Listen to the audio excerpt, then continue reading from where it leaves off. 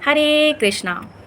हमारी प्रकृति ने हमारे जीवन यापन के लिए बहुत सारे संसाधन दे रखे हैं जिससे हम अपना जीवन जी रहे हैं। जैसे ये हवाएं, ये प्रकाश, ये मिट्टी, ये बिजली, पानी, खाद्य पदार्थ और ना जाने कितनी चीज़ें इस प्रकृति में विद्यमान है और हम उन चीज़ों का उपयोग कर रहे हैं, उसका दोहन कर रहे हैं। तो क्या इसका उपयोग करके हम खुश हैं, या फिर कहीं ऐसा तो नहीं कि इनका उपयोग ही हमारे जीवन में सुख और दुख के चक्रों में फंसा के रखा है। तो इस विषय के बारे में भगवान श्री कृष्ण भागवत गीता के 13वें अध्याय के 20वें से 22वें श्लोक में बता रहे हैं प्रकृति और पुरुष के बारे में। पुरुष के बारे में भगवान श्री कृष्ण बताते हैं कि पुरुष अर्थात परमात्मा और प्रकृति अर्थात जो हमारे आसपास जितनी भी क्रियाएं हो रही हैं उन सभी को उत्पन्न करने वाली हमारी प्रकृति ही है और उसे संपन्न कराने वाली हमारी प्रकृति ही है, जो कि वास्तव में बहुत ही प्रकृति जड़ों से जुड़ी हुई है। तो यहाँ पे ये सवाल आ जाता है कि कैसे प्रकृति का इस्तेमाल करके हम सुख और दुख के चक्र में फंसे हुए हैं।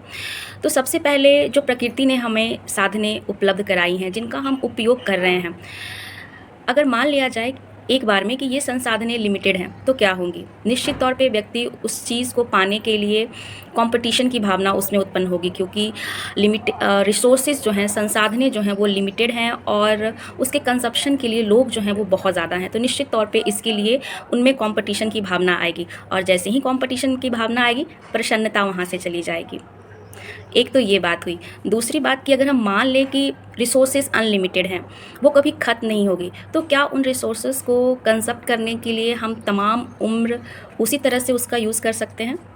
तो इसका जवाब है बिल्कुल भी नहीं, क्योंकि एक समय के बाद जब व्यक्ति बाल्यावस्था से युवावस्था में पहुंचता है और युवा अवस्था से वृद्धावस्था में पहुंचता है तो उसकी कंजप्शन क्वालिटी और क्वांटिटी दोनों ही कम जाती है। वो उन चीज़ों का इस्तेमाल पहले की तरह नहीं कर पाता है। जैसे कि उसके कोई वृद्ध व्यक्ति का दांत कमज़ोर हो गया तो वो खाने को अच्छे से नहीं खा सकता है, उसकी डाइजेशन पावर कम जाती है, खाना पचाने की क्षमता कम जाती है। वृद्धावस्था में उसे बहुत सारी चीज़ों की आवश्यकता नहीं पड़ती, उसकी वजह से वो कंजप्शन नहीं कर सकता, उसकी चलने फिरने की शक्ति कम जाती है। तो यहाँ पे बहुत ऐसे कारण आ जाते हैं जिससे कि हम अगर देखें तो प्रकृति के द्वारा दिए गए संसाधनों का हम अपनी पूरी ज़िंदगी में पूरी तरह से इस्तेमाल नहीं कर सकते हैं। तो यहाँ पर भी हमें खुशी, प्रसन्नता नहीं मिली।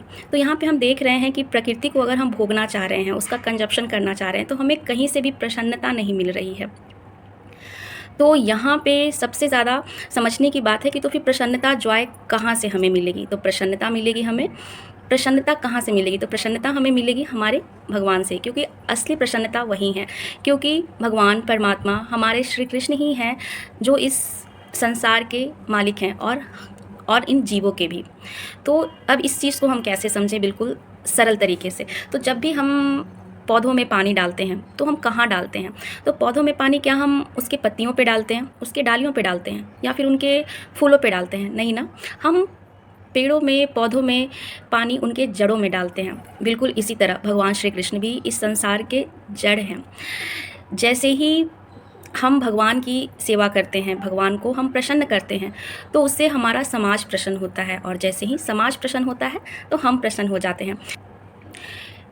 इसी संदर्भ में एक बहुत ही सुंदर कहानी है महाभारत की, जिसमें पांडव जब अपना वनवास काट रहे थे तो उस समय युधिष्ठिर को ऋषि दुर्वासा मिले और ऋषि दुर्वासा को युधिष्ठिर ने आमंत्रित किया भोजन पे और कहा कि महाराज आप हमारे कुटिया पे चलें और वहाँ पे भोजन ग्रहण करें, यह कहा। और उसके बाद ऋषि दुर्वासा ने उनका आमंत्रण स्वीकार किया और कहा कि ठीक है, आप चलिए, मैं अपने शिष्यों के साथ आपके यहाँ आता हूँ नदी में स्नान करके। यह कह के वहाँ से युधिष्ठिर द्रौपदी के पास गए और दुर्वासा ऋषि अपने शिष्यों के साथ नदी में स्नान के लिए चले गए।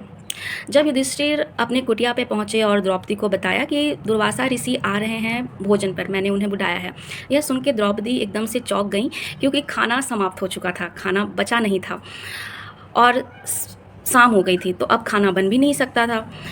तो अब द्रौपदी पूरी तरह से व्याकुल हो गई और परेशान हो गई कि ऋषि दुर्वासा आने वाले हैं और उनका क्रोध तो पूरा समाज जानता है कि अगर वो क्रोधित हो गए तो वो बहुत सारे श्राप दे देंगे। इस वजह से वो परेशान हो गई और परेशान होकर उसने भगवान श्री कृष्ण का आह्वान किया और भगवान श्री कृष्ण द्रौपदी का आह्वान सुन के उनके सामने आए और उन्होंने कहा कि क्या हुआ बहन, आपको क्या समस्या है? तभी द्रौपदी ने कहा कि युधिष्ठिर ने ऋषि दुर्वासा को निमंत्रण दे रखा है और घर में खाने के लिए एक दाना भी नहीं पड़ा है। अब जब वो यहाँ आएंगे तो बहुत सारे हमें श्राप दे देंगे। अब इस श्राप से और इस विकट परिस्थिति से तुम ही हमें बचा सकते हो कृष्णा, नहीं तो हम आज नहीं बचेंगे।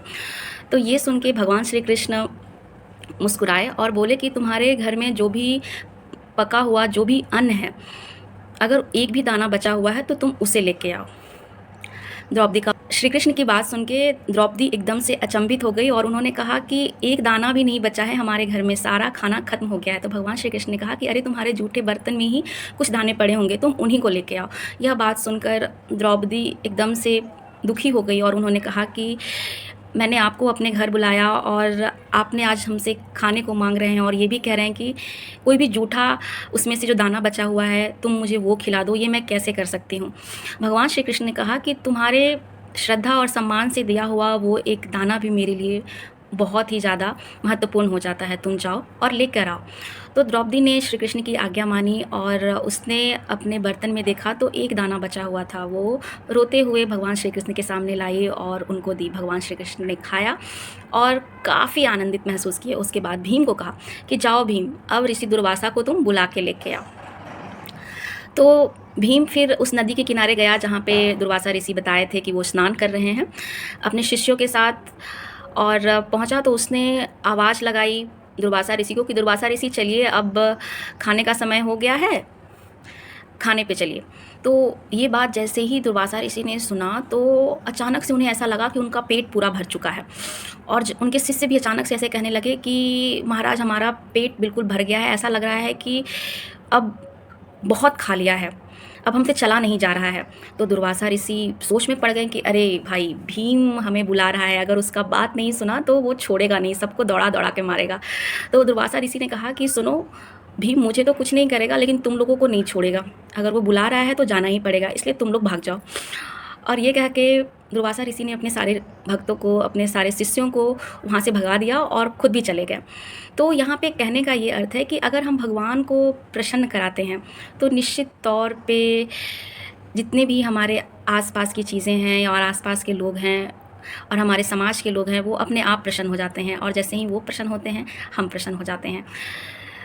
तो हमेशा ध्यान रखें कि अपने भगवान को प्रसन्न करें और खुद प्रसन्न रहें। हरे कृष्णा।